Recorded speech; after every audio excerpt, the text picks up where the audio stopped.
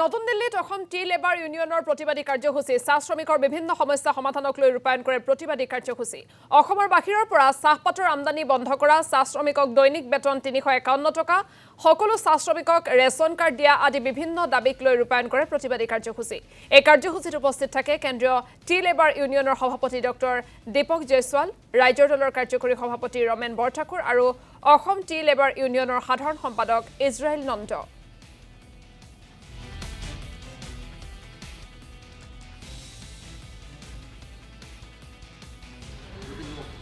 चाय मजदूर का समस्या अभी बगान का चाय मजदूर का बहुत सिस्टम थी। हमारे वरिष्ठ भाई इजराइल नंदा जी काफ़ी समय से लेते बहुत सीनियर लीडर उनके प्रयास हमेशा चाय बगान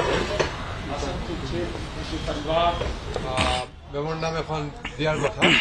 আৰু আমি সেইটো নিশ্চয় আমাৰ এই কাৰ্যসূচী শেষ হোৱাৰ পিছত আমি যাম আৰু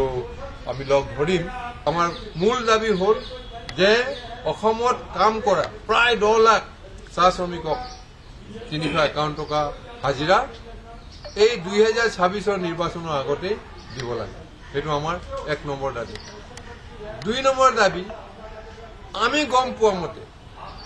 অসমৰ গুৱাহাটীত যিটো অকশ্যন চেণ্টাৰ আছে এই অকশ্যন চেণ্টাৰত আমি